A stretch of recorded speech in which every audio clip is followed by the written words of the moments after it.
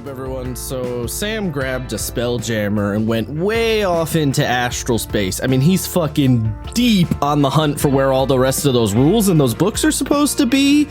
So session's canceled, and Sam's probably going to be gone for a little while. You know what? That's about as good as the one I was going to give for the reason Sam's not here. Were you going to say he was fighting demons in the warp? No, I was going to say Sam learned that the Eldar can create gods in the warp, so he figured if he screamed Garugamesh really loud, he'd create his own god.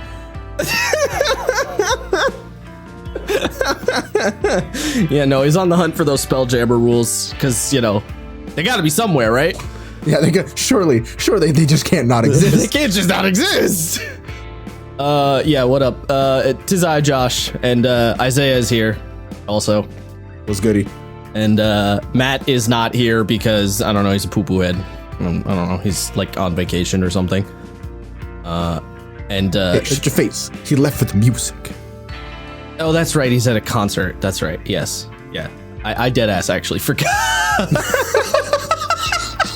I forgot. Okay, you literally just pulled a Matt. I forgot. He told us literally last night.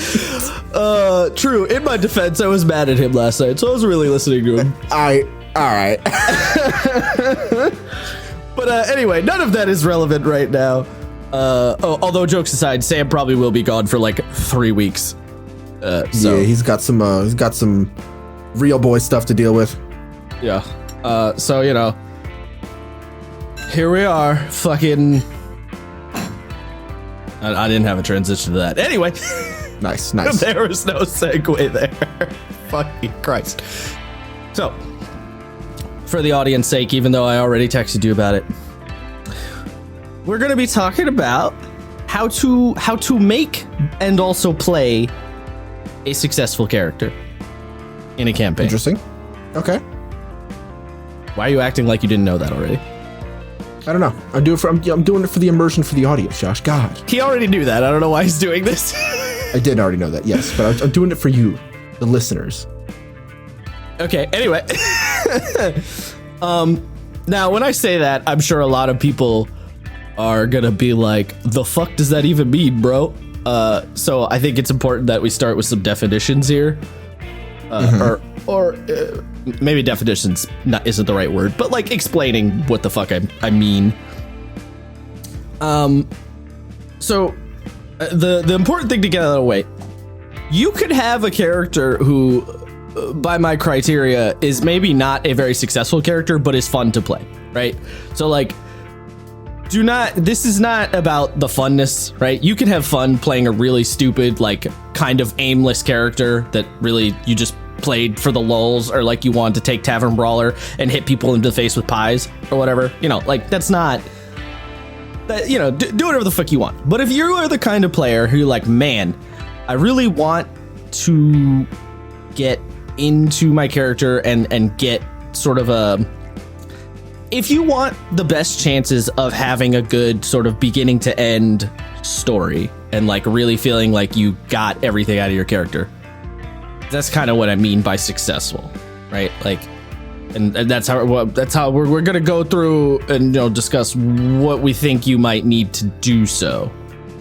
You know, because, you know, I think a lot of people have that desire to do the sort of, I have a backstory and it came to fruition, and then at the end of the campaign I did this and that thing because of the thing that my character decided to do earlier, right? Like a lot of people want that, like, yeah, that's an important thing.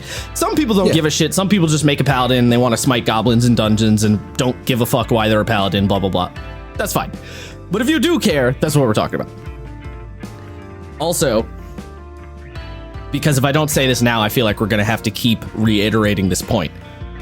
This whole time we're talking about this, and I'm saying this to you, now I'm talking to you, Isaiah. The whole time we're talking about this, we are going to assume this entire conversation is predicated on the assumption that your GM is cooperating. Right? Okay. Because obviously it doesn't matter what the fuck you do if your GM just ignores everything you says and do whatever the fuck they want anyway, right? So we're assuming when we're talking about this that the GM is, you know, because really this is a 50-50 situation, right? You give the GM something, they have to give you something in return to make this work. So we're assuming the GM is doing their work on their half. We're assuming they're doing the Matt Mercer and sort of, giving a shit about your backstory or whatever. So, okay. Okay, I understand. I do want to maybe put a point at the end then on how to create and play a fulfilling character, even if the GM isn't really... In spite of your GM? Yeah. I mean, yes. Because I feel like I have quite a bit of experience on that front. Yeah. I mean, we can talk about that. I'm just, the default assumption I'm making is that they are cooperating, but yes, obviously you could get into like, what if they aren't situations too. That's fine. Now, to get us rolling, I was kind of curious, if I say to you, who do you think your most successful character you've played is, and hit me with a why? Can you? I know I didn't give you any preparatory time on this, but... No, I mean, my most successful character... I have a strong guess. You might not get... So I actually probably say it's probably Cyrus from the Fire Emblem game. That was my guess. Oh, really? Yes, okay. Yes, that was my guess. Because I've heard you talk about him before, and I heard you... You've talked about the sort of... the, like... quite long arc that character went through. So yes, that was in fact who I was thinking it was going to be. Okay. Yeah, I mean, a close second was going to be probably Ilias because I played him the longest, and then the last one was probably Paz. Okay. Why do you feel like Cyrus is the top of the heap? Because I made Cyrus to be very flawed in the beginning, with the express purpose of, by the end, having overcome all of his shortcomings. So like when he started off, he was kind of he was kind of like Tony Stark, except he was a fucking idiot. Or not really, but he was he was a really good tactician, and like he was smart when it came to war and combat, because that's what his culture was. But like everything else, he was just fucking moron. Like he didn't know anything about like music or literature or anything like, because he was just like, that's for nerds, I don't need that. He wasn't very worldly. No, and he was very violent, like needlessly so. Like the joke about our bunny cleric being like no murder, and then him like ripping people in half when she wasn't looking. Like that's a real thing. And right. It was funny, but it was very much excessive. Like yeah. Like it very much was a flaw of his. And in his arc really came together about a quarter of the way through the campaign, when his quote unquote arc came up. Because a big crux of his bravado was that he comes from a land that's never been successfully sieged. They've never lost a war. They breed the best soldiers. They've got the best training. They're basically Sparta, right? They're Sparta, and then someone invades Sparta, and then they lose. And his dad gets executed in front of him, and his mother and siblings are held hostage. And then he basically has to... I'm fucking with dice. Brett's gonna kill me. He has to like lead a rebellion, and he matures at that point, but he's still very excessive. So Homeboy's been through some shit. Yeah, he's been through some shit, but when they won back the castle, he had all of the enemy soldiers executed. Just wholesale. Damn, bro. Yeah, and the other players were like, hey Cyrus, that's not cool. These guys, they're just soldiers, man. They're just doing their job. And he's like, I don't give a fuck. They invaded my house. Fuck them.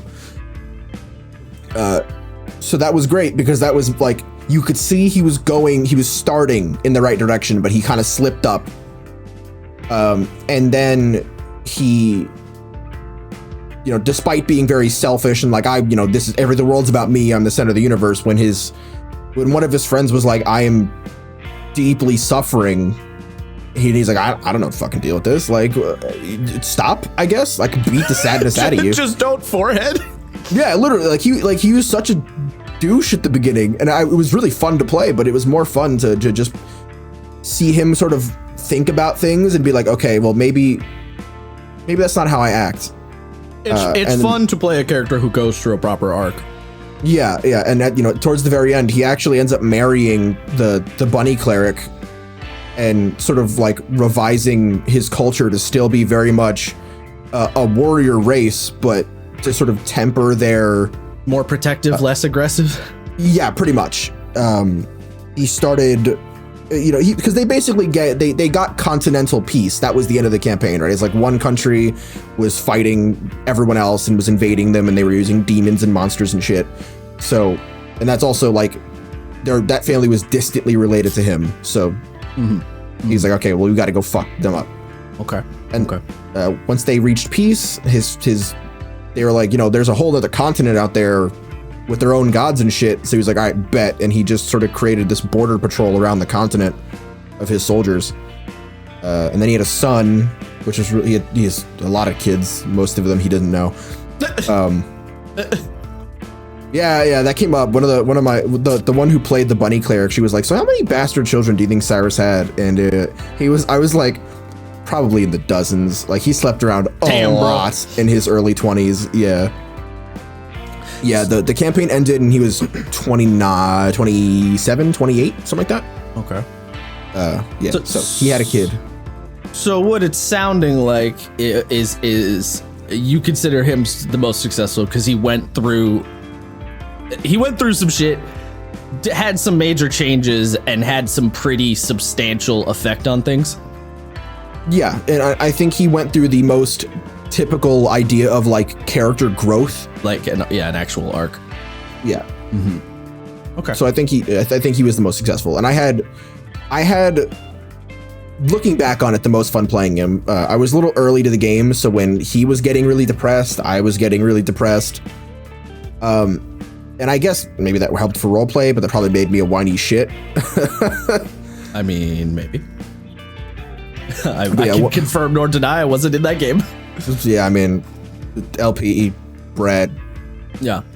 Snubs, you can tell me. Yeah. Okay.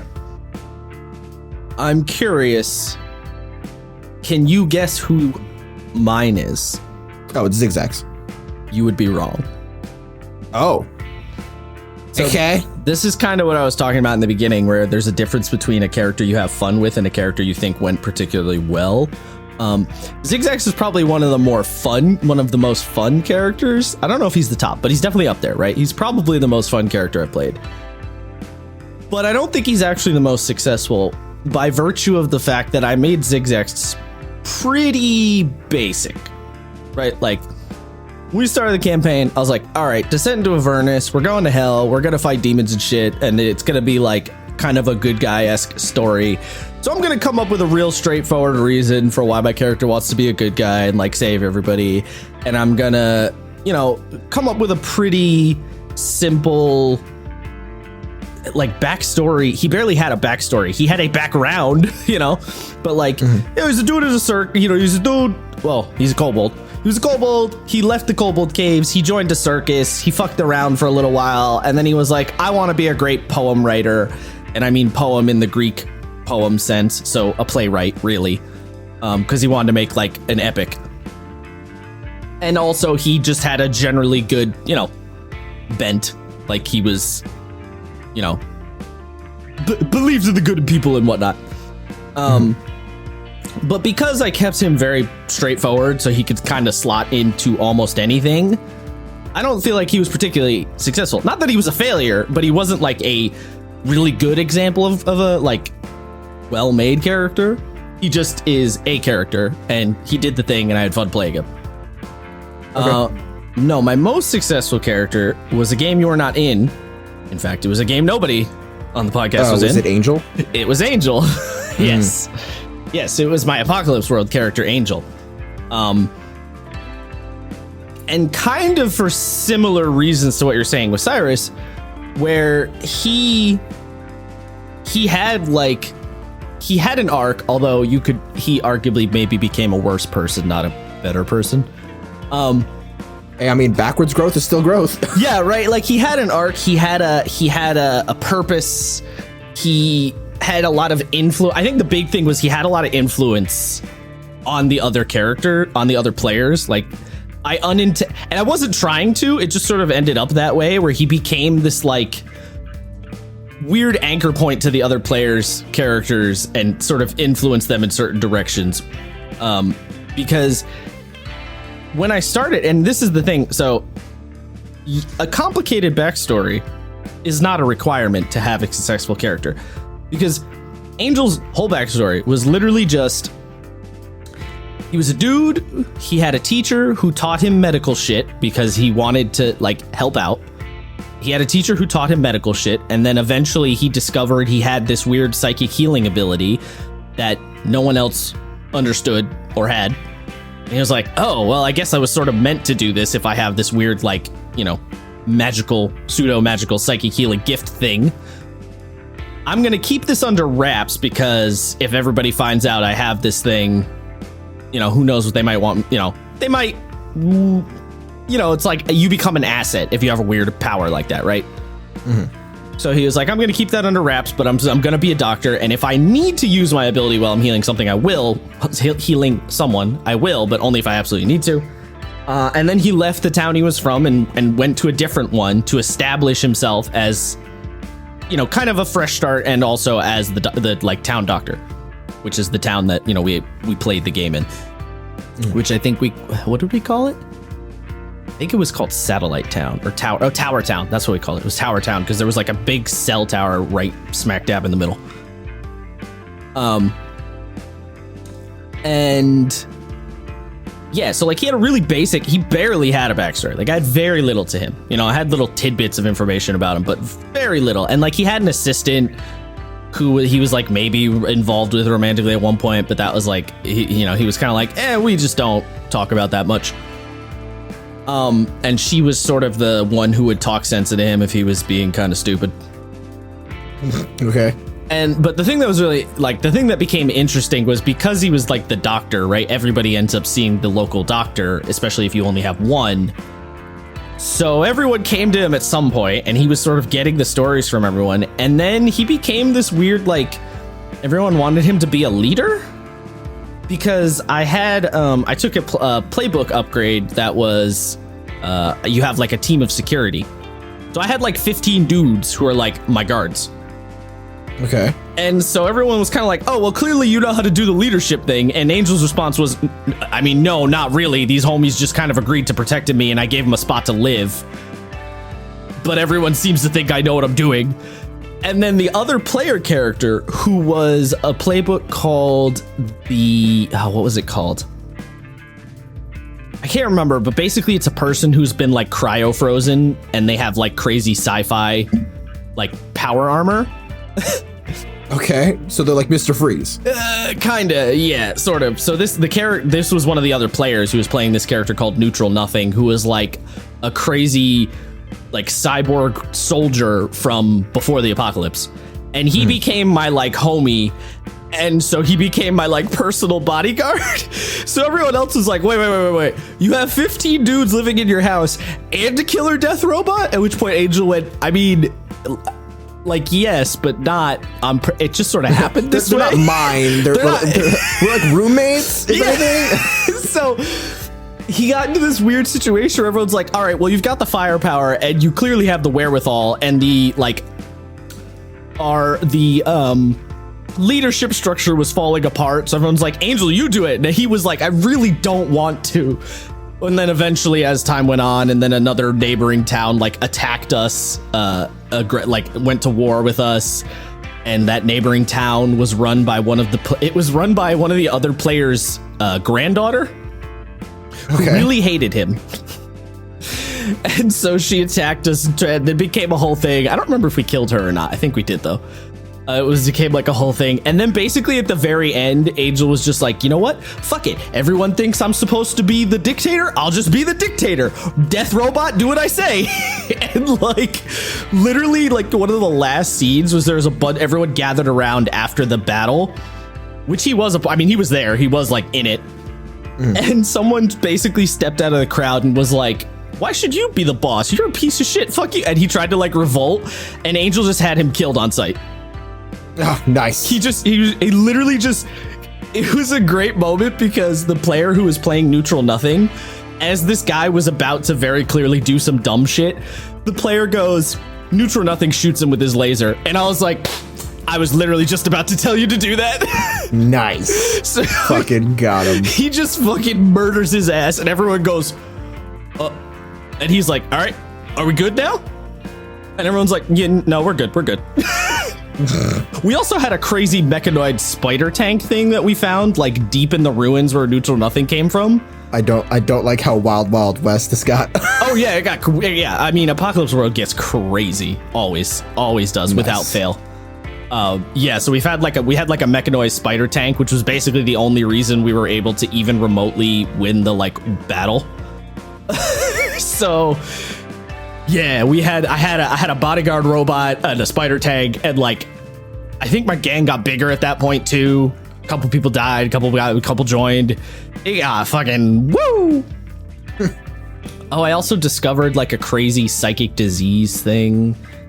So I had that in my back pocket too. So like he maybe became a worse character, question mark? I don't know. Like we didn't play out, like that was the ending, right? So I don't know where he necessarily might have gone, but he was definitely on a little bit of like a sketchy path. Nice. Okay. Yeah, but basically all of that is... I actually do like that like the descent into fucking corruption is such a sick story point. And it was interesting, right? Because it wasn't planned, really. It just was all these pressures like kind of barreling in on him.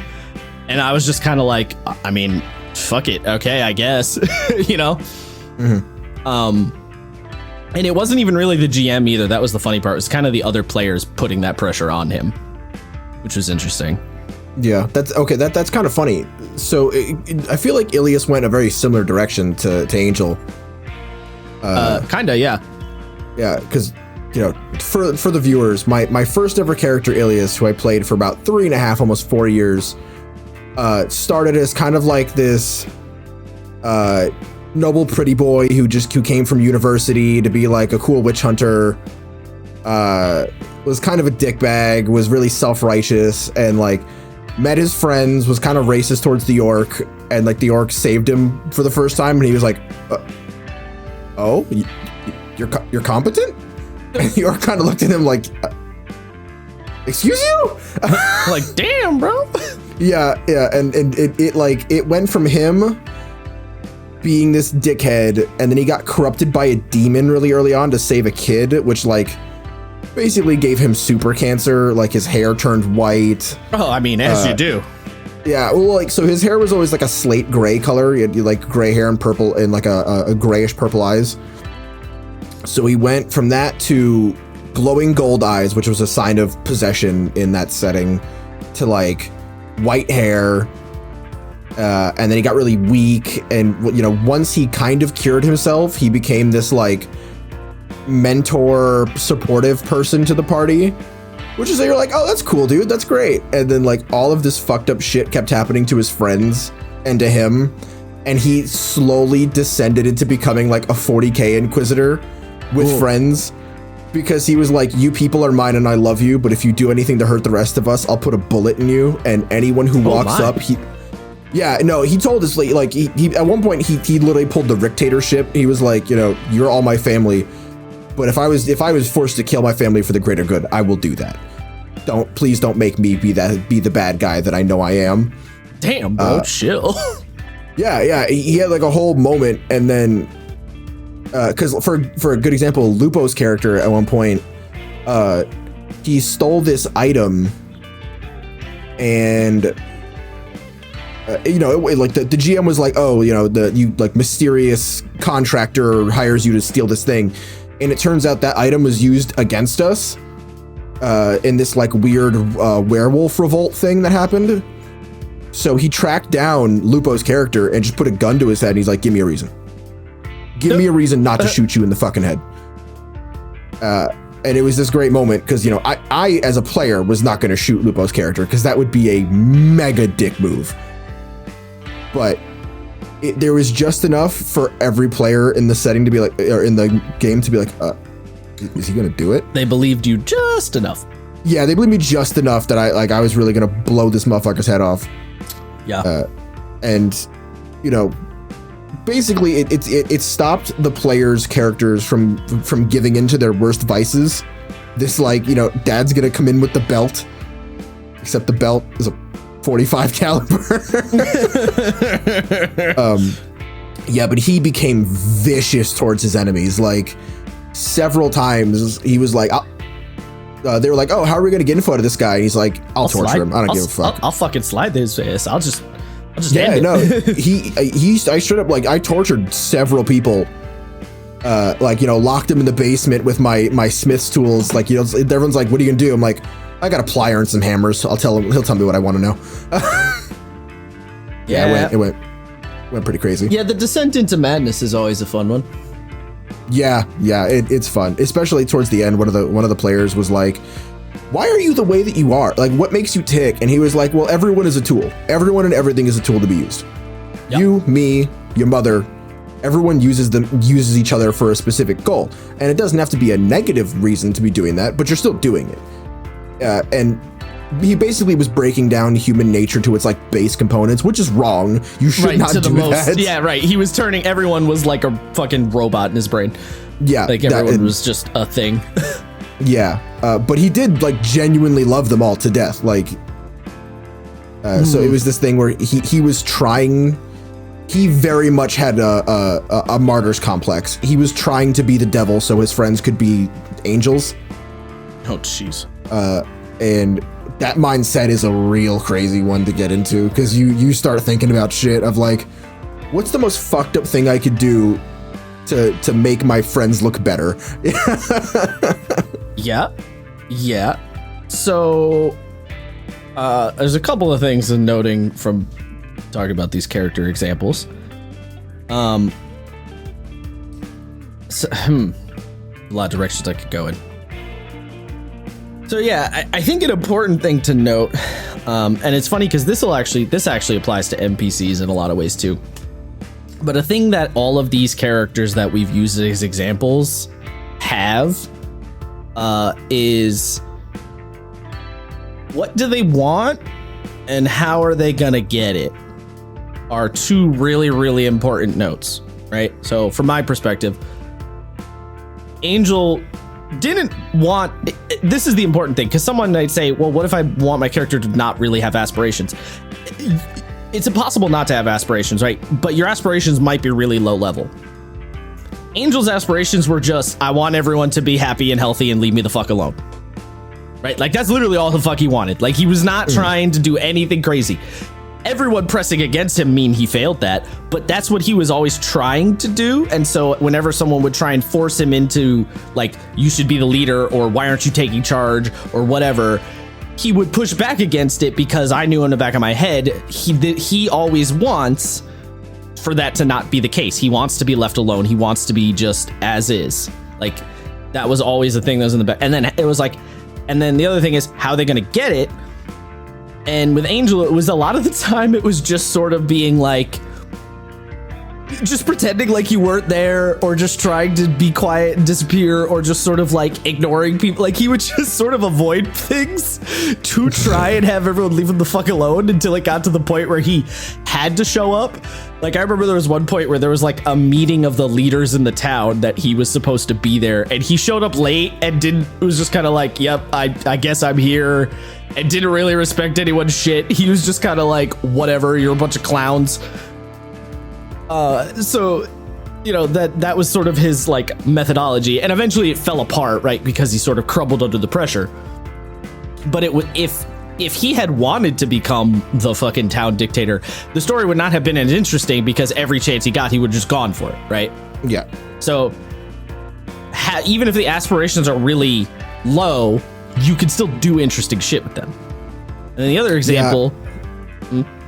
Yeah, I was gonna say, that was a problem I had with Paz, when like, because Paz's whole thing was, the second they were like, we got to get rid of Zariel, he was like, this is my chance. Yeah. You know, this is like freedom from Dispater. This is the power I've been seeking this whole time. And it was really hard to be like, me basically looking at Sam and giving him the eyebrow of like, is this gonna further my goal? You know? Yeah, it's tough. You forget to do it a lot. Yeah, for sure. But that's what I mean by like having a grounding, what does my character want, and always keeping in the back of your head as much as possible is important. But yeah, I mean, of course you're going to forget. And sometimes you'll do shit and you'll be like, I don't know if that checked out. But you know, that's whatever. But what I was gonna say is like the Zigzag example is like, all right, I wanted to he wanted to be the hero of his own story. He wanted to write his own Iliad, but also he wanted to be Odysseus in the Iliad, right? He wanted both those things. And in the beginning of the campaign, he was like, whatever, we're doing some job, blah, blah, blah. And then the hell stuff came up and he went, wait, what? That'll make a great story. Let's go to hell. Not realizing that that's actually probably a really bad idea and he shouldn't have agreed to it. And so his methodology, so it's like, all right, so what did he want was to make his own Iliad. How was he going to get it? By just saying yes to every dumb thing that came up. Like, he was just like, yep, let's go save the princess and fight the fucking dragon and, like, steal the cars and, like, you know, fucking punch the devils. I don't give a shit. Like, he just said yes to everything and was ready to go every single time something came up. Like, it was like, oh, we need you to go fucking free this genie to help the unicorn. He was like, yeah, sure, fuck it, let's do it. Like, Zigzags did not think about if that person was gonna betray him or if they were actually, like, doing something behind their back. Or, like, he was just like, who the fuck cares? This is just keep going. And this works really well for NPC to like making successful NPCs. This also applies where the things you really want to think about with NPCs is it's the same 2 points. What do they want and how are they going to get it? You know, the wizard wants to become a lich. How's he going to get it? Kill and sacrifice the entire town of people he lives in to get like lich power. You know, whatever. You know, in the case of like Cyrus, it was like, oh, well, he wanted to be king, I suppose, was kind of his thing, right? No, he actually very specifically did not want to be the king. Oh, okay. Because he had 2 younger siblings and he was like, you know, let me be the general.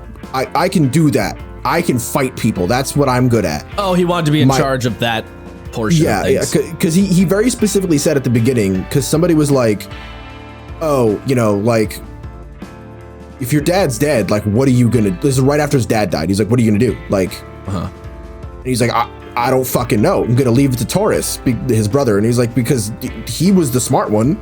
He's the one who always, like, paid attention in class. I didn't do any of that shit. That's his problem. And when his brother literally told him, like, I'm not taking the throne, and our sister is 12. Someone's got to do it. It's not going to be me, Cyrus. And he's like, are you fucking kidding me right now? He's like, bro. He had this bit where he was like, bro, I'm going to slide the shit out of you. I just killed 300 men for no reason. Damn. Yeah, no, he got really mad. And then he was like, you got to do it, Cyrus. So he wanted to be, so his goal in that case, he wanted to be the general. And his methodology was beat the fuck out of everyone in my way until I get to be in charge of army stuff. Yeah. Basically. Yeah. Pretty much. Which again, real simple shit, right? Like, it does not have to be complicated. I think that's the important thing to note. Your character's like aspirations do not need to be complicated, and they don't need to like have an advanced plan. You can make them complicated, but it's not a requirement. I think is the important important thing to keep in mind. The other thing, and then so like the backstory side of things, right? Because that always comes up. I think for me, the only real secret is just, and I don't know, maybe you'll agree, maybe you'll disagree with this.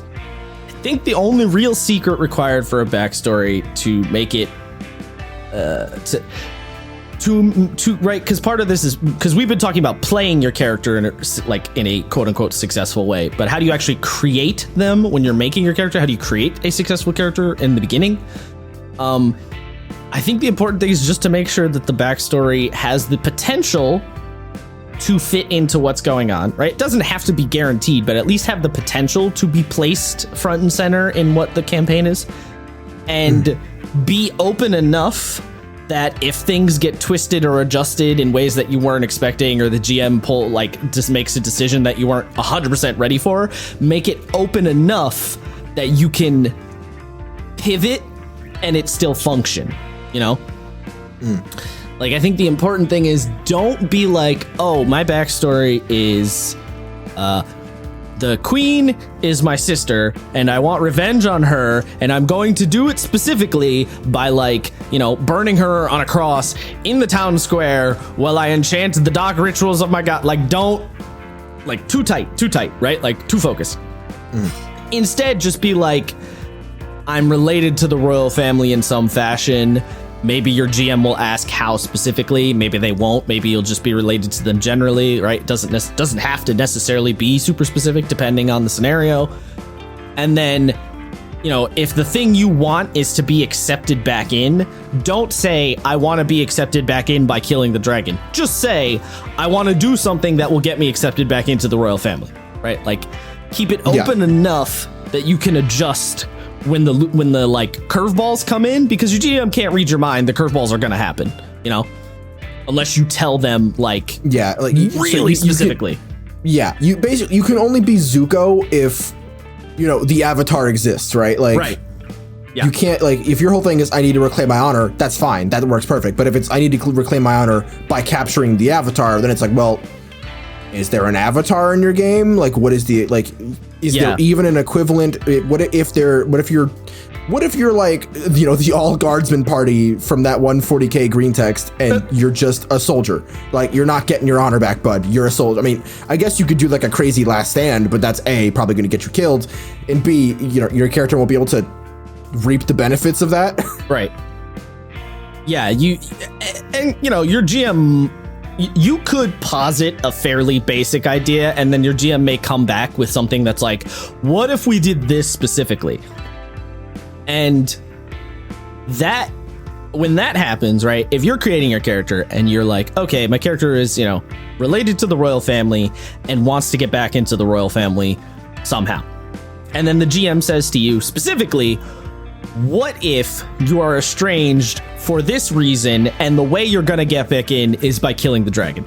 And if your GM says that to you, then you can go, okay, now we can focus down, right? So in the Zuko example, I want to reclaim my honor. That's your character, you know, that's sort of your backstory. That's the thing you want. How am I gonna do it? You know, I'm gonna do like whatever my dad asks. I'm gonna go on these missions and prove that I'm like a good soldier.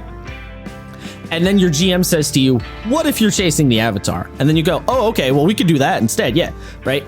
If they offer you a more specific option, then you can go with the more specific option, because that means you are now collaborating on it. And if your GM is saying that to you specifically, obviously they're going to make it a factor. They're going to make it come up, right? Like, they're not...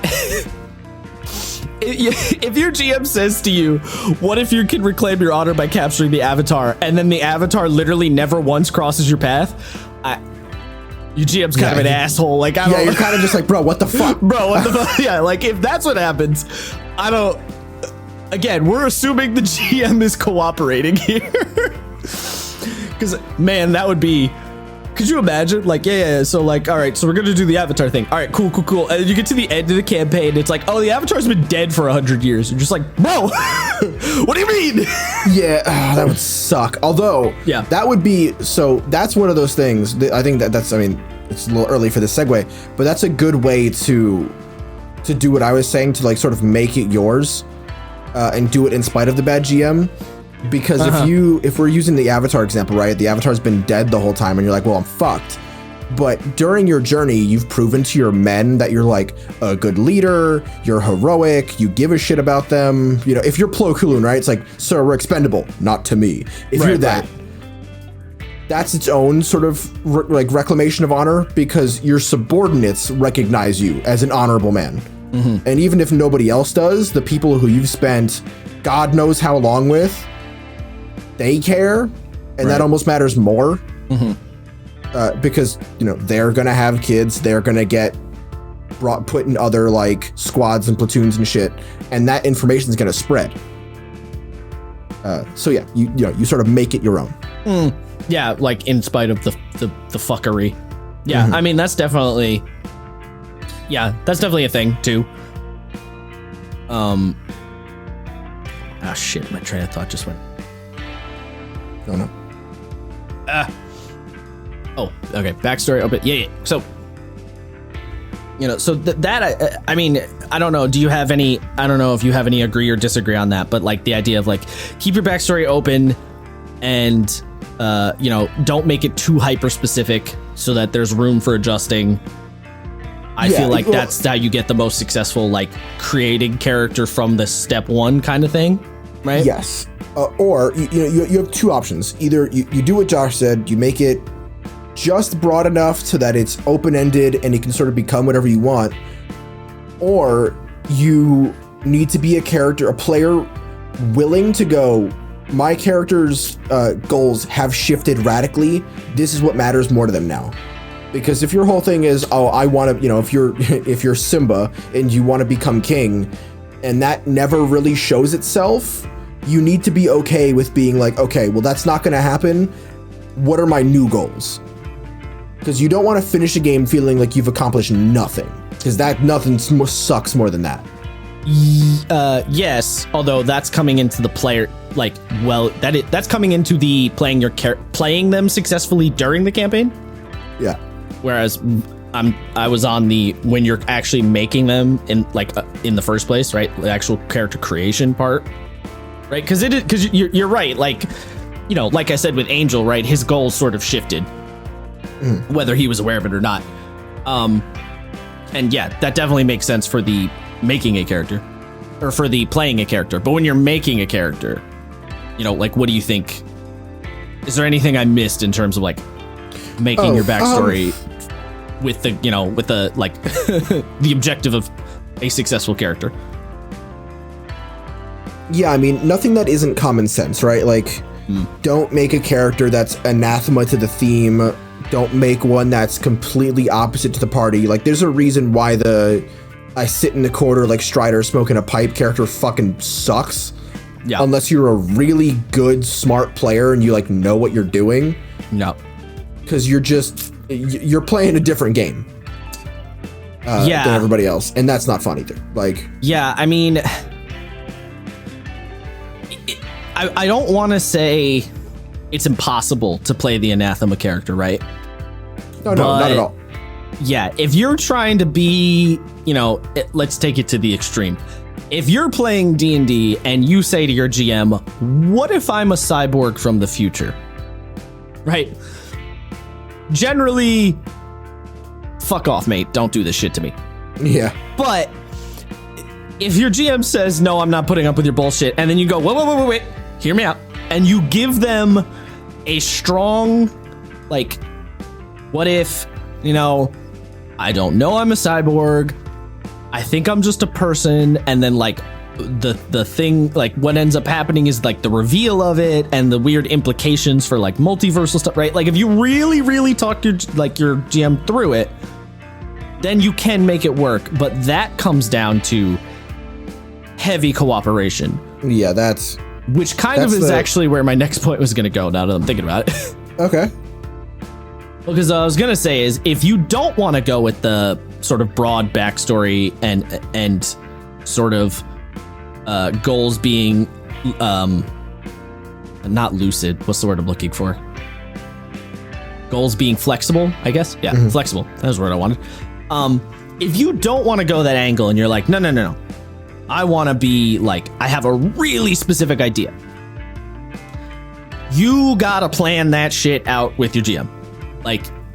It is not, if you want your character to be the secret bastard son of the king who doesn't know they're the bastard son of the king until halfway through the campaign, and that's going to and then once they discover it, you want to drop that character, and your next character is going to be the royal king's protector who is going on the journey because the bastard son can't anymore, right? If you want to go really hyper specific, you can't just assume your GM's gonna do any of that. If you want that to be a successful character idea, you gotta cooperate, and you gotta cooperate and you gotta work for it. That's the big one. You gotta work for it. True.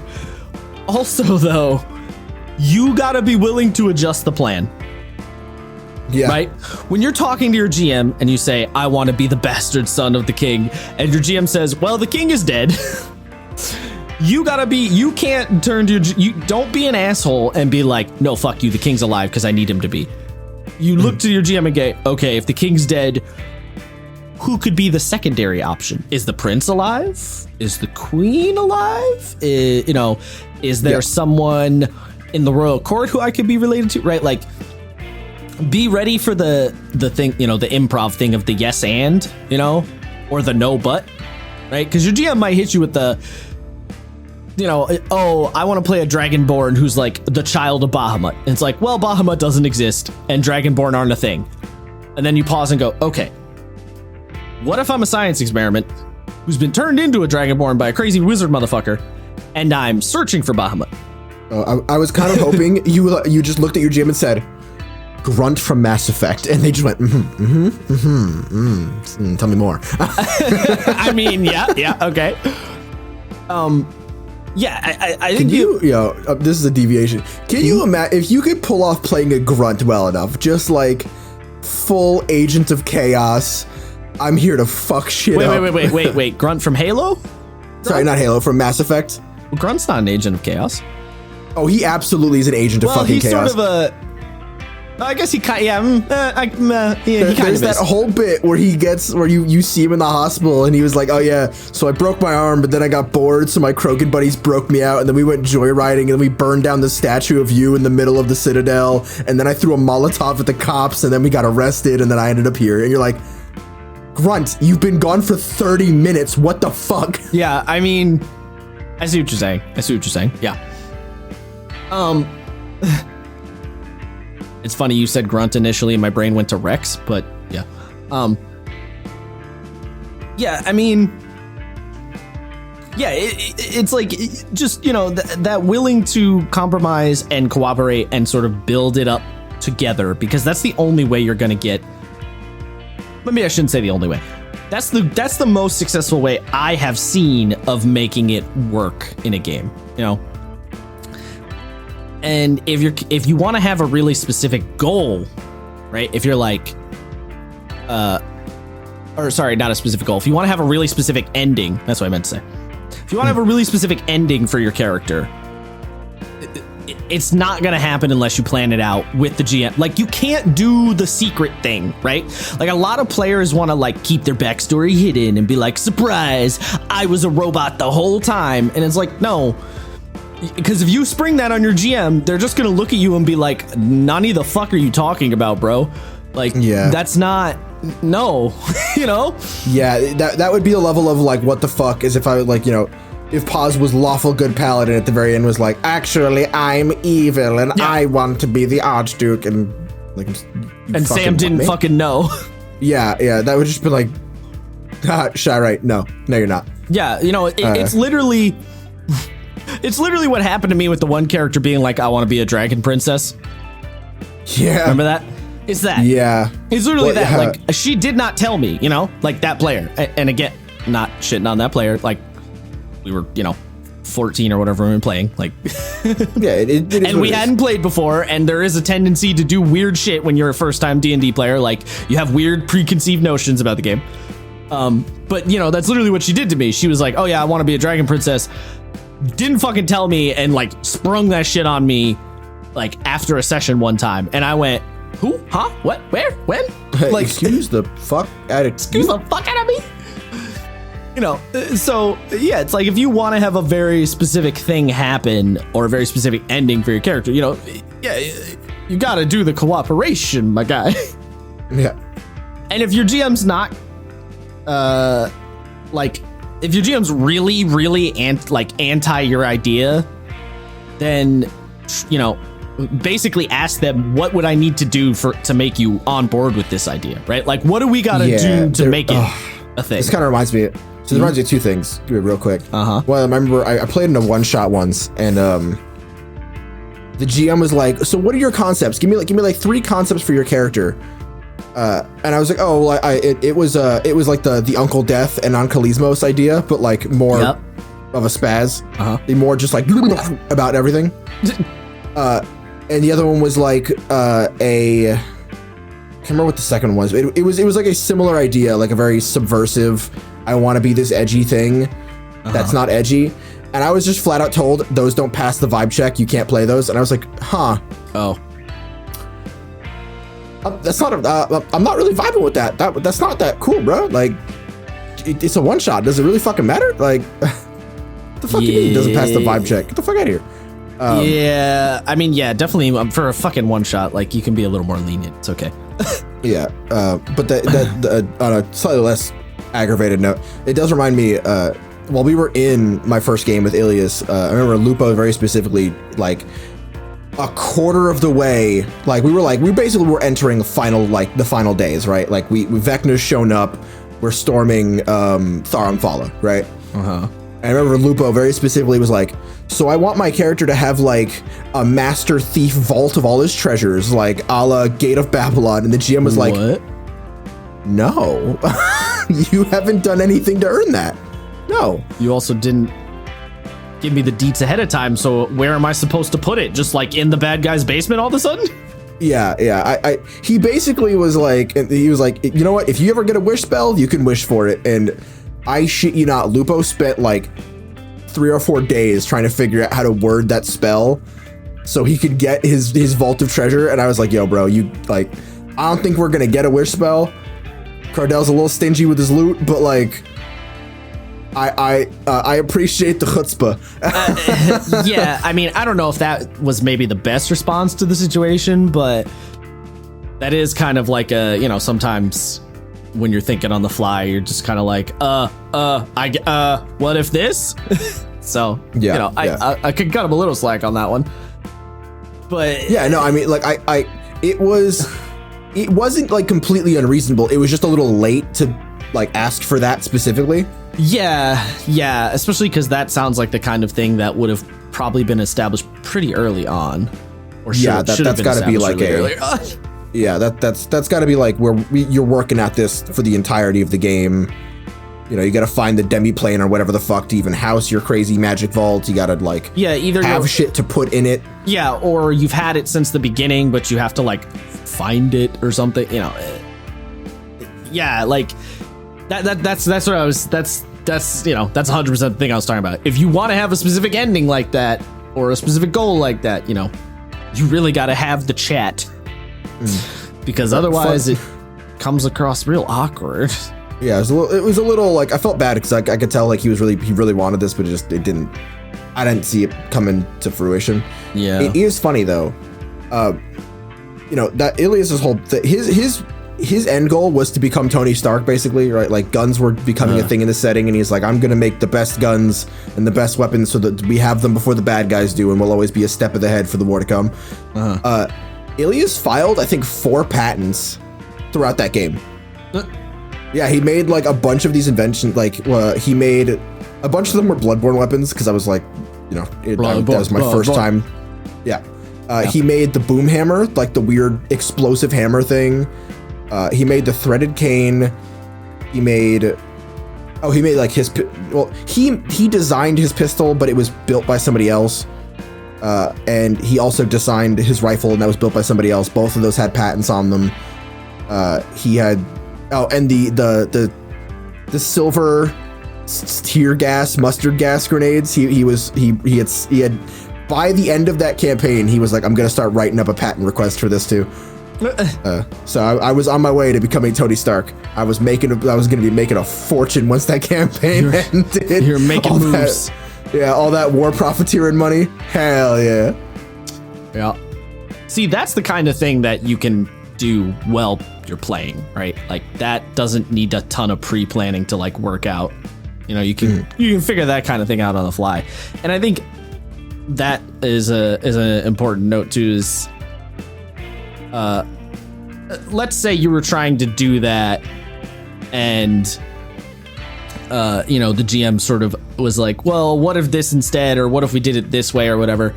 And it's like, you know, when you're playing your character, so you've got the backstory set up and you think like, all right, I've got a good successful setup here. While you're playing, be open to unexpected adjustments and sort of, you know, see what you could do with them, right? Like that's the thing with both of our successful examples. We were like, yeah, with Cyrus and Angel, it's like they ended up in a place that I was not assuming, but they ended up there because I was sort of open to the external forces. So no matter how good you feel like your idea is, always be open to those external forces. I think is an important thing. If you shut them down every time something comes up and you're like, nope, this doesn't fit with my ideal, I won't do it, then your character's not going anywhere. Like, yeah. And you're just not going to be fucking happy. That's the worst one. Is you're just going to be mad at your GM for if you just say no to everything. Yeah. Yeah. Yeah, because if you're like, I want to become God, and the GM's like, well, no. If let's use you for example, right? Like, there's no gods in the setting anymore. There's no gods to become, motherfucker. Yeah, like there's no one, and they're like, no, I will become God, and you're like, my guy, I don't know how to. All right, you just ain't listening. Okay. Yeah. You know what I mean? Yeah. That would be a massive fucking oof, to say the least. It would, yes. But so you said you had some specific thoughts though about what to do if your GM's not cooperating. I am curious about hearing those. Yeah, I mean, if your GM is being particularly difficult, there are like a few things that you either, I don't want to say that you need to do, but you really need to start thinking about. The first one, like I said, is, allow your character to find their satisfaction, their validation through other means. If you want to be king and you find out the king's been dead and there's a republic now, you're gonna have to figure something out, right? Like, maybe your character goes into politics, or maybe he goes off and establishes his own kingdom, a la Conan, king by your own hand. What if he gives up on that dream and becomes like a civil servant? Like, what if he becomes like a justicar and deals with the law? Like, what if he just makes a fuck ton of money and becomes he just becomes a lobbyist and gets all his political decisions made anyway by spending stupid amounts of money on them? There are ways to get a equal or at least similar resolution if you are willing to look for those things. If you're willing to work towards them. Yeah, if you're willing to pivot, you can do it. It sucks, it can really be kind of crushing at times, because you're like, well, I've worked so hard for this thing and it just got rug pulled. Like, what do I do now? And talk to your GM. That in this situation, that didn't work. You're gonna have to figure something out. Another thing is just, a lot of people in modern, not to get kind of dark, but a lot of people in modern day, their dreams don't necessarily come true the way that they think of them, right? Like, they just sort of become there, Chief. Well, no. Like, they become fulfilled in an adjacent way. No, I know. It's just we're getting heavy now. Yeah, like, if you want to get into like. I'm a good example, right? Like, I wanted to be a 3D artist that worked for a studio. I don't really want to do that anymore. I kind of want to go into architecture because it's like a similar field and it'll get the same result. Just be okay with that. Be okay with that as you get older, as you get more experiences, your perspectives shift. And that would, like I said, that was not, that wasn't really Ilias in the end. His whole thing was, I'm going to run my own business. I'm not going to need my noble family's money to do what I want. I'm going to be Tony Stark by my own hand. But even if that didn't end up working out, right? Even if he didn't get rich, if his patents all got stolen, Ilias would then have probably shifted to becoming just a not a full-on 40k Inquisitor, not like burning villages to root out the corruption. Not that far.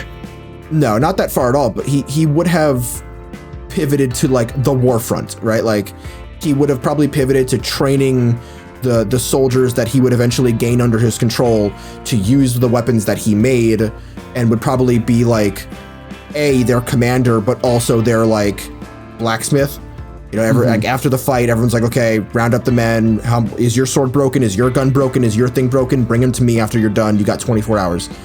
And I would have found fulfillment through that instead. Well, I'm trying to think, what are some other ones? Because I, in all honesty, did not prepare for this probably as much as I should have. I'm trying to think of another example.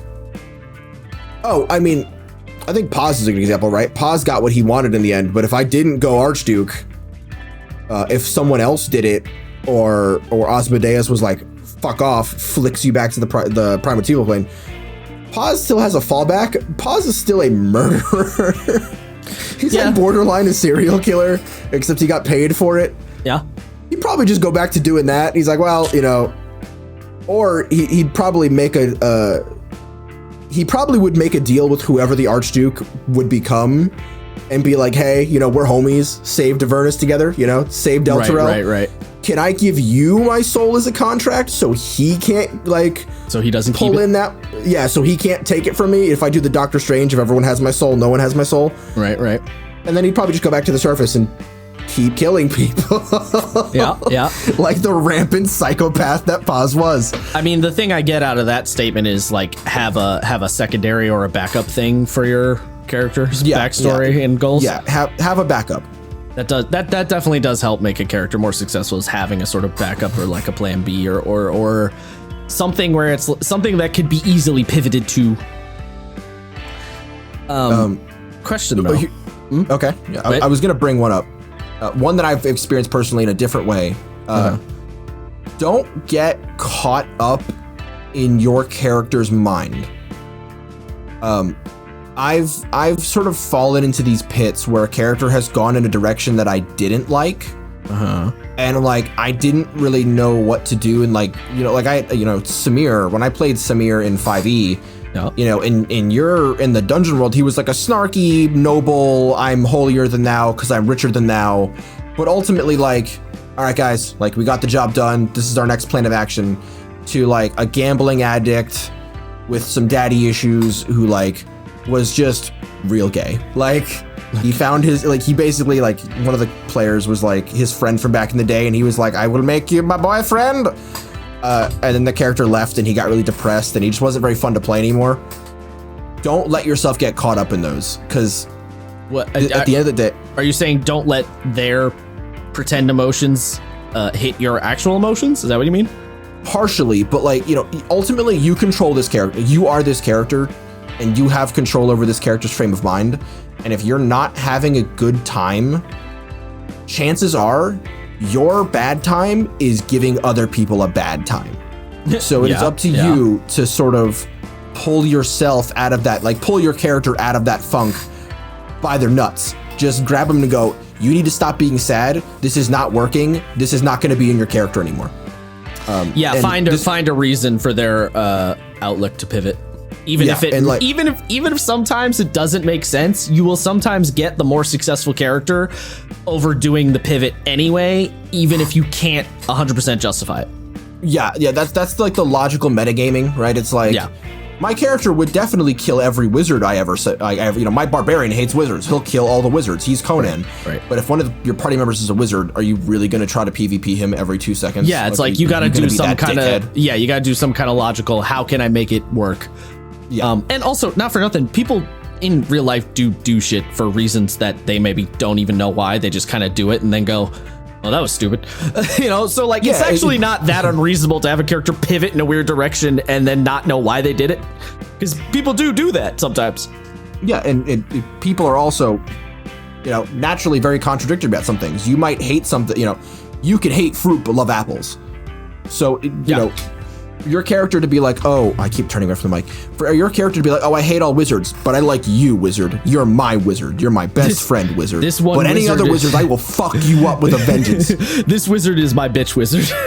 yeah, pretty much. That's your pocket medic. Hold on to him. Yeah. Well, yeah, it's like the whole thing with Paz, where it was like, how do I justify Paz keeping these people he doesn't really like very much alive? Oh, well, because he needs them to be alive so he could get to his end goal. You know? Like, you can make it work. You can figure it out. But I was gonna ask, do you have a character who you think was particularly unsuccessful? Oh yeah, a fucking bajillion of them. Yep. One that like stands out as like, man, that was bad. Like Samir, by far. Really? Yeah. No. I like that character quite a bit. I liked him when he started. I would have liked to see that game go on long enough for Samir to find his way out of the funk, because then it would have been really successful, right? Like, but based on where it ended, I just felt like this sucks. Like, this didn't work at all. He got too messy.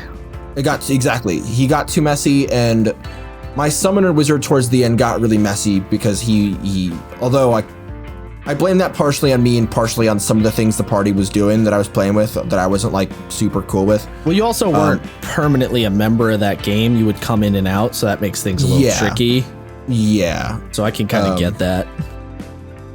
Yeah. So Rava and Samir were probably my two biggest failures, and that was something I was and still am super worried about with Nico. Like, when I play sad characters, I pull from a really real place, and I find it very hard to yank myself up by my fucking bootstraps and just be like, stop being a bitch, Like, right, you get a little too caught up in their vibe.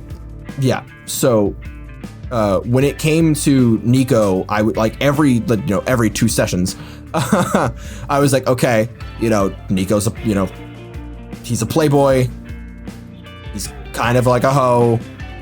He's really flamboyant and very feminine, but like, don't get caught up in the I have massive dysphoria thing, because that's gonna just end in fucking tragedy, and you're gonna look like an idiot. So yeah. Interesting. Okay. Yeah, for me, I think Haven's probably been my biggest fuck up so far. Interesting. Okay. And I could maybe, the game in question is on hiatus at the moment, so who knows? I could maybe figure something out that sort of makes it feel more satisfying. But I think I got a little too dramatic and a little too heavy for the tone we were initially going for. And it was fine because I left it open, like I was talking about. I left him open enough that he could pivot, and I did. But in the back of my head, the pivot felt a little unsatisfying, and I was kind of like, well, I can't really pivot back because that would just be kind of dumb and also kind of shit on everyone else's day, potentially. So I'm not going to pivot back, but I'm not also super happy with the pivot where I'm at, so he just feels very lukewarm. Like, he's not bad, but I don't love him. He feels very lukewarm at the moment. But, he's all right. I could play him, whatever. It's fine. You know what I mean? And that arguably, I find that more frustrating, having a character who's just kind of meh. I would rather I hate him, Yeah. I would rather have an emotional response in one direction or the other. Yeah, that's fair. I don't think I had a character who I was like, kind of whatever. That was kind of Grant for me, just because we didn't get far enough for his problems to show up. Like, basically, Grant never got arrested. Fair enough. Because like every time I was like, yes, he's gonna trauma out. He's gonna trauma out so bad. I can't wait to fucking trauma out. I can't wait for us to like get our heat too high, and I'll bring him to prison so he can drop his trauma a little bit. Like, and then he just never traumaed out. And I was like, well, none of his like, I miss my wife and kids, but I'm cheating on my wife a lot because I'm a bad person. Never got to come up, other than that one time where Needle was like, are you going to the brothel? And he's like, yeah. And he's like, don't you have a wife and kids? And he's like, yeah. And it's just like, okay. I'm not gonna unpack that one right now. Yeah. That I loved Grant. I just feel like I didn't get to go far enough.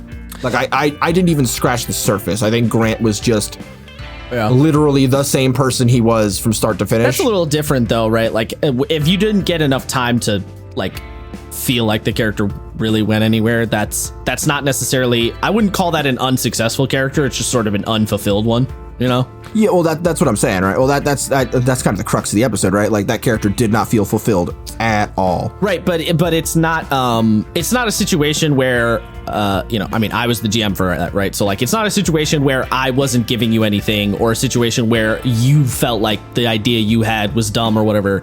It was just a situation of we didn't really get to go on long enough, so it was kind of left open. So it's not as bad, you know what I mean? Yeah. Well, yeah, it was lukewarm. I think everyone felt like that too with their characters, right? Like, because we ended kind of early, I think everyone felt kind of like, oh, I had some other things I was gonna do kind of going on that just didn't. You know what I mean? Yeah. I know Sam has been very vocal about like Q went in a direction he was not expecting, and B, did not like. Yeah. That was kind of I think that was situation particularly though was kind of the mechanics pushing him in a direction that he wasn't crazy about, which is a little harder to deal with. You know? Yeah, that's possible. But yeah, I mean, that's understandable why you would feel that character was the most like meh out of them.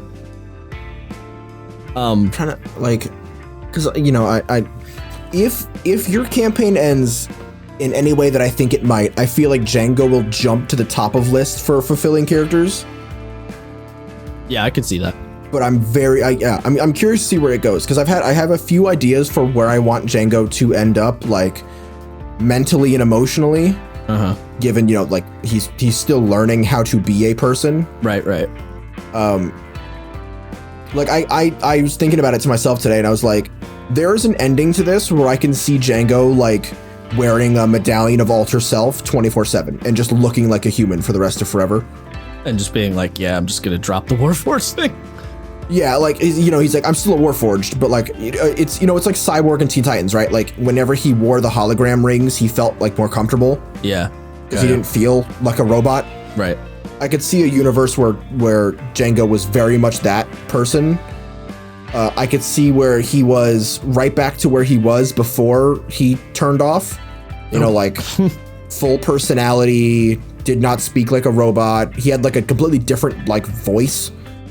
Because whenever in like the afterlife, Django spoke like thank you very much, sir. Like he just kind of spoke like I do. Right. Versus like target acquired. But then there's the Django that's like kind of a little sadistic, probably kind of likes what he's doing a little too much. A little too into it. Yeah, like a little too into brutalizing people he finds to be in his way. And I think all of them would be fulfilling for different reasons. But yeah. I do want to. There's Nico, just given that it's Vampire the Masquerade, and like, yeah, it's gonna, baby, that's a lot. I want to so I want to do a little. This will probably be where we end it.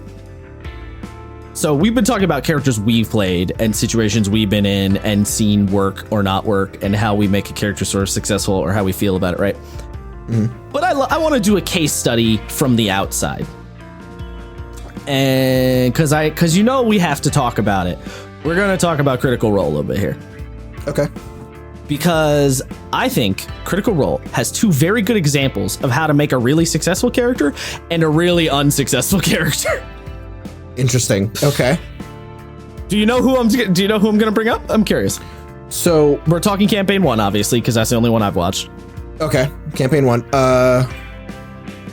I'm going to go off on a limb and say Percy for successful, Grog for unsuccessful. Fucking got it in one. Okay. Yep. Yeah. So let's talk about the Percy versus Grog situation. So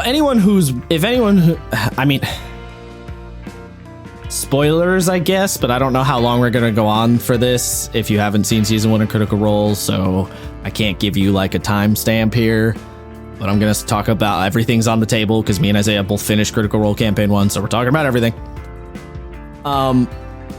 So yeah, Percy.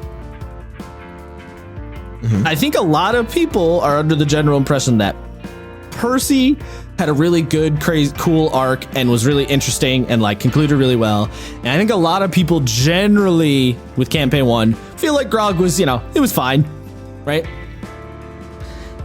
And yeah, Go on, because I do have some points about Grog that I do want to bring up. Okay, so the thing for me is like, why did it happen the way it is, right? Because obviously, Matt Mercer's a good, as we said, we're predicating this situation, assuming the GM is cooperating, and in the Critical Role example, Matt Mercer very much did cooperate with the players' backstories, right? Like, pretty much everyone got some sort of backstory, something or other. And if it wasn't a backstory thing, they sort of went somewhere interesting, right? Like Scanlan didn't have much backstory, but he went somewhere interesting. His daughter showed up. He left the group for a while. He came back a different kind of character, right? So like he went somewhere, you know, and then like Vex and Vax had a very like straightforward backstory. But as I said before, right, they were kind of open to the pivot. And they pivoted into some interesting places, right? Vax becoming a paladin and the Raven Queen shit. And then, you know, Vexalia becoming this sort of like pseudo queen of Whitestone. You know, there was some good, like, yes, I'm picking up what you're putting down for me, GM. I will take it. Thank you. Thank you for the sweet, sweet morsels. Delicious. The Grog situation, however, just the thing with Grog is he just kind of didn't really go anywhere. You know, like, Grog started, I'm Angie man who, you know, is rude and drinks, and I punch and like violence. And he basically ended the same. The only difference with Grog was I like my friends more now, and I'm a little more restrained when they tell me to be, you know?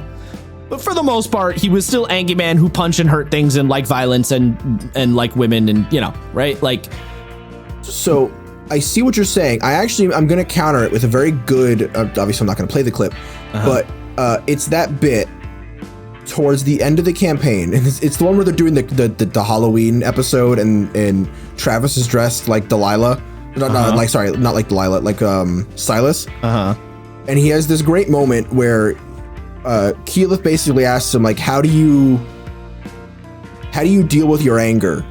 And he goes through this great thing where he's like, well, getting angry is easy and it's fun and I can break, you know, I could hit shit, break stuff. But if I fly off the handle, you know, the people I care about, my family, they get hurt or they are endangered in some way. And that's not acceptable to me. So, and he basically tells Keyleth, like, take that anger, hold it in, control it. And then in the moment when you're ready to let it loose, let it all out. Let it out like a fucking explosion. And then he literally says, you know, and I'll be there with you and then I'll high five you when it's done. So like he had this crazy adult conversation that like up until that point did not really seem capable of. But Grog having the like metacognition to be like, I use my anger as a tool as opposed to I just fly off the handle when I get mad. That showed a lot of growth. Now I will give you, that's very subtle growth. That's not like, he does not experience a what's it called? A paradigm shift, right? Like there's no massive flux to his character. Yeah. But in some ways, I would argue the subtle change is almost just as powerful as Percy's like I'm not a monster thing. So it's just what you have. It's powerful because there was so much to work with and how much it affected the simplicity, you know? So, like, yes and no. You're not necessarily wrong on the subtle part. However, that I don't think was necessarily a change or a growth. I think stuff like that was like, Grog's always been that way. We're just learning about what's in it. Like, we're just learning about what's on the inside of his head, you know? Like, I think he's always kind of been that way. I don't think he really shifted much. It was just, oh, we got to learn a little tidbit that we didn't have before. That's what that scene felt like for me, if I'm remembering it correctly. You know? Okay. But so the thing with Grog is Travis played Grog fine. I don't think that was the problem. You're right. Grog has good moments. There's good scenes. He has parts where he sort of, I mean, the whole bit with the sort of cast being like, yeah, we're just gonna fucking, don't you want to just go ape shit? And Grog just being like, guys, the sword's kind of evil. And everyone's like, what? Are you gonna keep using it? And he's like, it's a really good sword though, guys. Like, right? Like, he has great moments and he has good scenes. I mean, that whole bit was fantastic. And I do like Grog. This is the thing I want to point out. I don't dislike Grog. He's not my favorite character in the Critical Role cast, but I don't dislike Grog, right? So like, this is not me saying he's a shit character, but in the way that we've been talking about a successful versus unsuccessful character, the thing is, I think it really comes down to Grog did not have a goal. That was problem number one, right? He didn't really have a goal in the way everyone else did, right? And his backstory, which was the one kind of goal he had, was so straightforward and so easily resolved that once it was done, it was kind of like, okay, Grog's done. Like, Grog's just here now, right? Like, once he killed his uncle, right? Because Grog's whole backstory, revenge on my uncle, was like his main goal. Once he did that, he just felt like, okay, I did the thing. That's it. Like, he had no big, heavy, he had no higher level goal, right? Whereas Percy also achieved his goal, and Percy achieved his goal first, right? Like, arguably before any other character, unless I'm forgetting something, but I don't think, right? Like, no, yeah, I'd say so. Yeah. Percy achieved his goal first.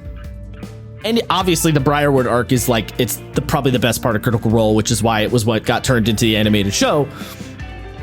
That is, you know, it's slightly unfair because it does seem like Matt Mercer was a little more hyped about Percy's backstory, so he did give it a little bit more. He gave it more love and attention than the Kevdak situation, right?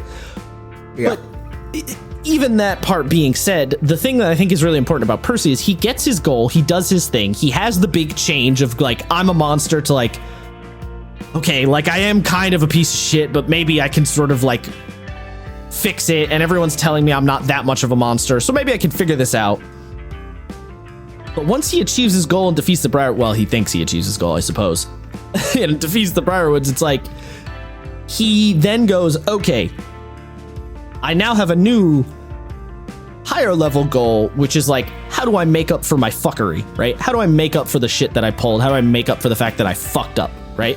And there was still, what's her name? Ripley was still out there, but he was kind of like, yeah, she's still out there, but because I understand the position I'm in, I'm not going to chase her like a psychopath because that's not a reasonable thing for me to do right now. I know she's still out there, but I'm going to focus on my town and like helping everyone and like getting this shit back, you know, fixing this situation. Whereas when Grog beat Kevdak, it was just like, yep, beat Kevdak. Let's go get a beer, guys, you know? Yeah. And I think that's the thing is, you know, one, it's the backstory, right? Percy had a more compelling backstory kind of from the get-go, so Matt Mercer was more interested in playing it out more. And two, once the backstory is completed, Percy then shifted to a new goal, and Grog didn't really. He just was kind of there. And then his goal became the party goal of, well, we got to stop the dragons and we got to stop Vecna, right? He just sort of adopted that, which is fine. And again, if you want to play this way, you can still have, again, this whole conversation. This is not about whether a character's fun or not fun to play, right? Like, it's about like a character who feels like a successful like character with a full arc and a full story to them or not. You can have fun playing the Grog character whose only goal is to do whatever the fuck the party is. You can totally have fun doing that. But if you were, let's put it this way, if you're reading a book and Grog was the main character, you'd be like, what the fuck? You know, like, yeah, you'd feel really weird if by the end of the story you're like, wait, why did the main character not really do anything? You know? Yeah. Like, he was there for the fight, but he didn't feel like he had a reason. He was just there helping his homies. So, you know, probably if Grog was the main character of the book, the main character would have shifted after the Kevdak part, right? You would get a new main character at that point. Yeah, probably. So yeah, I don't know. Am I off base in my like looking at it from the outside situation? No, I don't think I don't think you're off base, but am I being too harsh? Maybe. Yeah, because I think for what it was, I do still think that Grog was pretty successful, because even if that was, even if his whole speech was something that he was already aware of himself, like that wasn't like a realization he had come to, even with that in mind, that's still growth. That's still growth from the viewer's perspective, right? Sure. We now know something about him. He has shifted in a way that we did not expect. I would argue that a character who, to me, probably shifted the least was Pike. Which is no real fault of Ashley's, because she wasn't there for a lot of it. You know, she had like to work. That's true. You may have a point there. So, you know, Pike changed in some ways, you know, like she sort of found her faith again. Like, spoiler alert, the degree to which she lost her faith in Legend of Vox Machina is way more relevant than it was in the game. For sure, yeah. In the game, she executes a dude kind of brutally, and Saren Ray's like, that's not too cool there, Chief. Yeah. I'm going to take my powers back for a few days. And it really is that. It's like maybe a session where she doesn't have her miracles, but she still is a Chungus, right? Like she still has her base of disruption. She still has her magic shield. She still has her plate armor. So she's like, okay, well, I'm just not going to heal for a few sessions. I'm just going to start clobbering people to death. So, I think Pike, now that I thought about it, was probably the one who probably was the least fulfilling to watch, at least. Which again, no fault of the character or the player, just sort of the situation. Yeah, I mean, my one counter with Pike, I will say though, is I feel like Pike got to achieve some pretty grandiose shit. You know, Pike got to be like the fucking champion of Saren Ray. Yeah, like Saren Ray's like right hand homie, and the whole like getting the gods to cooperate with everyone was a lot of like Pike being like, well, maybe Saren Ray can tell us a good idea of how we can fight Vecna, right? So she got to do some pretty grandiose shit, whereas I feel like Grog didn't, you know? Mm-hmm. Like, he just kind of, which is, I guess, maybe that's the whole Marshall Caster disparity problem, maybe? Yeah, I mean... Right? Like, there's definitely some of that going on. It do be a bitch. Yeah. But yeah, I think...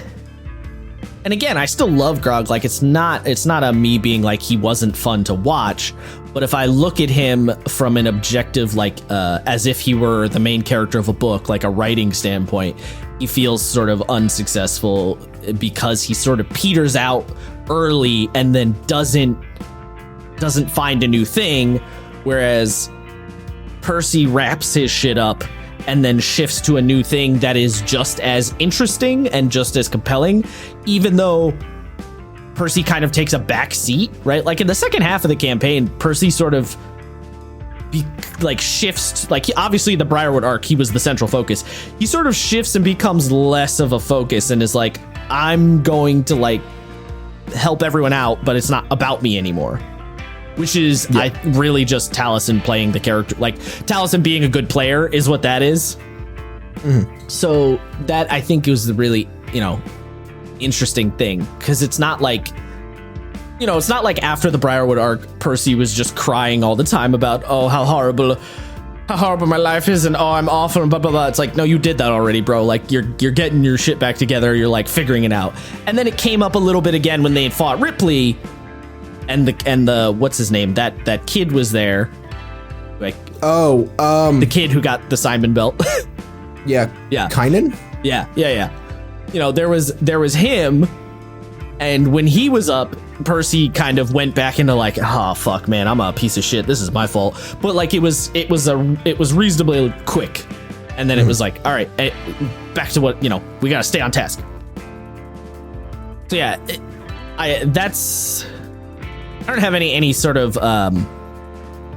grandiose point, but I think Grog and Percy are interesting case studies of like successful versus unsuccessful character, and I think there's sort of a couple of factors that sort of, I think it's the way they handled their backstories, and then the way their character pivoted once their backstory finished or sort of wrapped for the most part, and then also the way they sort of decided on a goal or a path afterward, you know? And I mean, even Matt threw the whole Earthbreaker Groon situation at Grog, which he kind of did some stuff with, but didn't, like, that felt like that could have gone farther, right? It felt like there could have been more there about, like, Grog being like, maybe I could become a monk or some shit, right? But it didn't really, you know? Well, no, I think it did. I think it changed him just because remember, he changed took him a 3 little levels bit. of fighter. That's true. It did change him a little bit. So yeah, that's true. There is that. I remember very specifically when he first pulled out the Battle Master maneuver, I damn near lost my mind. Yeah, that's true. You know, I guess maybe it's just kind of the way Travis is as a player, right? Maybe he just likes to keep it lower key, I suppose. Oh no. I mean, maybe not anymore, but at least for campaign 1, maybe. Well, so not to speak for the man, but I do remember in the Between the Sheets episode, that like talk show they did with Brian W. Foster, I believe he said something along the lines of like, it was hard to play Grog after a while because Grog had like a logical conclusion to his level of growth. Like Grog did not have enough moving pieces to make enough of a change that would be like, oh wow, look how different he's become.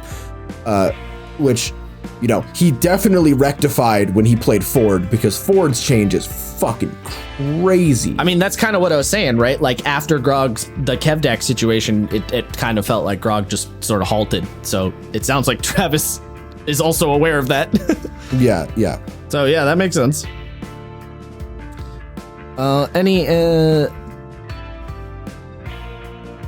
Fucking wow. Lost the train of thought again. Fuck. Yep. I don't know. Anyway, if you want a good case study on like making a real successful character, take a look at the Percy situation. I guess is point I was getting at there. I would say Percy. If we're just going down the campaigns, like Percy, Caleb for Liam, all of Sam's characters have crazy fucking payoff. Like Sam Riegel is sort of a masterclass on how to subvert expectations and pull out just some of the deepest character growth. True, which was kind of funny because Scanlan in the very early beginning just was kind of there. Yeah. And then went through some really wild shit. And I mean, he literally, you gotta be pretty it's pretty ballsy to be like, I'm just gonna retire my character. He's just not about it anymore. Like, that's quite the move. Yeah. And then to retire your new character for your old character. Yeah, like, that's quite the, like, damn, bro. Shit, that's okay. Sheesh. Oh, we don't have Matt here for the good sheesh. I know. Fuck. Any closing points? Yeah, I was curious. So, you know, I would like some outside perspective now, because, you know, I've never run anything long-term for you, but you've run 4 games for me. Of those games, which one of my characters do you think had like the most successful payoff for the amount of time we got to see them? Okay. Or you didn't even have to run the game. It's just games you and I have been in, you know, so that opens up to like Yato, Luca, Ro, Grant.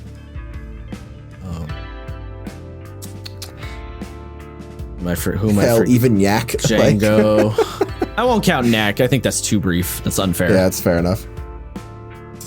I definitely think Ro had some really good payoff and definitely could have had like some top tier payoff given the time. Like, Ro was on a very good trajectory. And I think Sam's character, Lynn, was also on a good trajectory there. But fair enough. Luca was okay, if I'm being honest. Yeah, no, I feel the same way. I feel okay. like Luca didn't really have an end goal other than go home. Like, I liked his growth in he went from being a coward to being like little more front line at Strahd's castle, being like, hey, yo, bitch, we're here to take your lunch money. That was kind of unfortunate because I sort of made Luca kind of basic on purpose, just because, like, you know, that was my first time playing with Chris and Matt and Sam me. And you and Dan. We'll save you one day, Dan. We'll save you one day. Yeah, I think, but I do think you're also right that Django's got lots of interesting potential, which I'm not gonna lie. So just to give for a little bit of audience context, Isaiah's character Django, he basically, and I distinctly remember Isaiah saying this, he's a Warforged, and Isaiah said, I want to play him like the pods in Nier. And for those who haven't played Nier Automata, the pods are these little like robot homies you get, and they're very like, they're little robot homies. They're logical, they're very straightforward, they're not too like complicated. They take everything on a mathematic, they math everything out, right? And I distinctly remember Isaiah saying he wanted to play him like a pod, and I was like, this is a dangerous idea. And I didn't say anything to you, Isaiah, but when you first said that, I almost wanted to talk you out of it. Because I know how you are as a player, and I was like, I don't know if Isaiah's going to be able to do this. I think he's going to really hate this character at a certain point. And I was almost kind of right, because I distinctly remember you at a certain point being like, yeah, I'm really not disliking, but having a really rough time playing Django. Which is why I kind of gave you a little bit of not an out, but I gave you a way that you could justify the character adjusting and changing, right? Because in game, I was like, okay, yeah, Django, you can rewire your brain to sort of unlock your like limiters, quote unquote, so that Django could be a little more like come into his own and decide what kind of person he wanted to be. So yeah, I think Django has a lot of interesting potential endpoints because I gave you that little bit of like a get out of jail card, because I think if you had, I'll be real. Yeah. Your get out of jail free card was him dying. Because like, oh, was it? Interesting. Yeah. Like the rewire your brain definitely helped expedite it, but to me, like Django was like, my whole thought process was the only reason why the pods develop human-like emotions is because they go through a traumatic event, right? Seeing their masters constantly be broken down and put back together, but not complete, and more often than not worse than they were before, and then being like, okay, none of this, no more of this. This isn't working. This cannot work anymore. So Django dying and him being like, whoa, something happened. Like there was a massive rocking to the system. Interesting. Yeah, I think if you had tried to stick Django really hardcore to the way he was initially, like if you had stuck to that really firmly, I think he would have gone kind of nowhere. Oh, yeah, for sure. So it's, it was good. I was glad to see that you started to shift it around and be like, okay, good. Because even from my end, it was kind of hard for me to even like do anything with him as a character, because I was like, well, he's just gonna respond with like yes or no, fucking 2 + 2 is 4, right? So I was kind of like, I don't even know how to push against this, really. So it was kind of a good thing for both of us that you started to shift it. And he still does it from time to time, which is fine, right? Like, you didn't like drop it completely. But yeah, I think Django will be potentially the most interesting one. And I think Paz had a nice little payoff. I was gonna say, it's funny that you didn't bring up Paz, in which I think Paz is fair. Like Paz is very straightforward. He had a good little payoff. He did his thing. It's funny because Paz didn't really change or like Paz just got what he fucking wanted. Right? Like he didn't. Yeah, pretty much. Paz kind of I don't like. So again, because audience context is kind of important here, Isaiah's character Paz wanted to become the Archduke of Avernus when playing Descent into Avernus, and he did indeed become the Archduke of Avernus, and he got to that goal by kind of being a piece of shit. Like he didn't have to be nicer or like learn to love his friends or like learn a moral thing. Like no, he was kind of a piece of shit the whole way through, and he got what he wanted by being a piece of shit. So he definitely stuck to those ideals. Yeah, like he was a successful character in the sense that he was like, no, this is what I'm doing, bitch. Like you can't stop me, and then he did it. He was very straightforward, which is not bad. He just Motherfucker was straightforward. Yeah, I mean, it definitely, there's something to be said about being like, this is gonna be this character. Like, this is their, you know, holding to your bit, but also knowing when to lighten up for the sake of the game. Because pause could have been the, like, slits Zigzag's throat in the middle of the night very easily. Right, which is or like just left them to die, which is not cool. Yeah, it's not cool enough because we are still playing, you know, you're playing an evil character, but we are still playing a game with each other. You can't just be a fucking horrible human because LOL, why not, you know? Yeah, because what a character would do. Yeah, you can't be doing that kind of nonsense. Could you fucking imagine? No, I prefer not to. I don't think I will. Yeah, and I think pause is a good example of the whole thing I was talking about of what does your character want? How are they going to get it? You know, pause knew what he wanted, and he knew he was going to get it basically by any means necessary through incredible violence, and he did. Tries to solve problems with the power of friendship, realizing that doesn't work, solves problems with the power of incredible violence instead. Yeah. Dude, So it bums me so hard that I didn't like that moment I had with the Vanthaper dude. Oh, when everyone's like, leave, like he's not worth it, and my character was like, "Hey, how's it going?" Bud? Yeah. So you know, I'm here for a reason. I made it. Yeah, I'm here for a deal, and him just being like, oh, and then just like fucking slitting his throat and watching his soul get dragged down. I was just like, oh, it's so good. Yeah. Oh, I wish I could have had more of that, but I understand. Like, we didn't really have the time. Yeah. No, we just went straight to hell. Yep. But it was still a good enough scene that it got the point across. So it did. Yeah. I very much remember Cardell being like, "Oh my fucking god." Yeah. Yes. I am a monster. Had a real good time.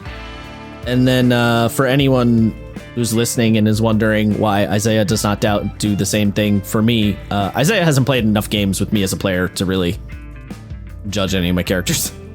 Yeah, I've done one shots with Josh. That's about it. Yeah. And I know how I am. Zigzags. I can't run. Yeah, well, like I've already said, I think Zigzags is very successful. Like Zigzags had a goal. He set it out. He had great payoff. He probably had better payoff than Paz. He literally became the hero that he dreamed he always would be. He did become he did pick up the Blade of Avernus and like become the dude. Yeah. That's very true. Elijah Wood says the word cake and then fucking dies. What? Is the only thing I could think about when you said the dude. I don't get that joke, but okay.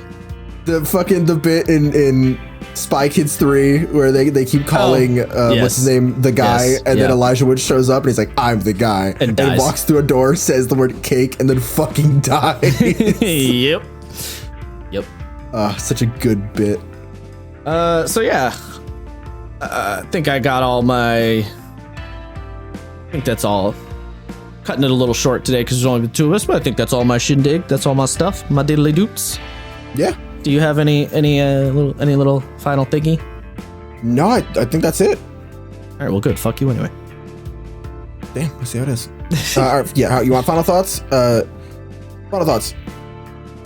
When you're making a character, make a character that is not just a gimmick you thought up because you watched something funny or cool. Like, oh yeah, don't do that. Use those as a part of the character, but don't make that the crux of the character because chances are you'll be playing this character for at least a few months. Yeah, you'll be assuming you don't fucking explode. You get bored of that shit real quick. Yeah, you'll either get bored of it or you'll want to. This is the fucking furball clown, the slap happy Jack. Like this is that. This is literally what that is. Play a character who's flexible. Play a character with a sense of being that you can be comfortable playing for long periods of time, and be willing to let your plans just change. Yeah. If your character wants to like meet his love and then she gets killed by a boss halfway through the campaign, don't take that as, well, you've ruined my character. Take that as this is a total shift. Oh, now it's a revenge story.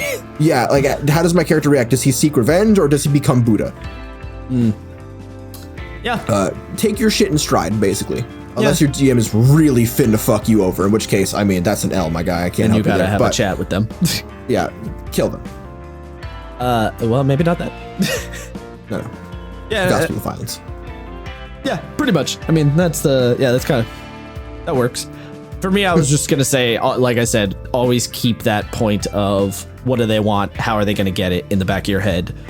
And on the GM side of things, that works really well for NPCs too. Like, what does the NPC want? How's the NPC gonna get what they want? Go from there. You know? Yeah. This has been Levity Live 12 o'clock shout out. Follow me on Instagram. No, okay. I was trying to do a dumb comedian sign off bit and then my brain shut down halfway through. Oh no, Josh, that fucking Eurobeat remix of Jorno's theme just came up on my fucking playlist. Isaiah? Really? Now? You couldn't tell me this 5 minutes later? No, it goes so fucking hard. Anyway, everyone just ignore what Isaiah's talking about. We're signing out. If you are listening on the YouTubes, hit the subscribe button. Maybe leave a comment. If you are listening on a podcast platform, please hit follow on that platform of choice. Please and thank you. Also, follow us on the Angry Funny Bluebird app if you are so inclined to see the haha tweets and also to know when the episodes, go up because I tweet it out when they go up. That's it. I like that you specified Angry Bluebird app because that's pretty accurate. Yeah, yeah, it's been such a cancel. Bye, bitches.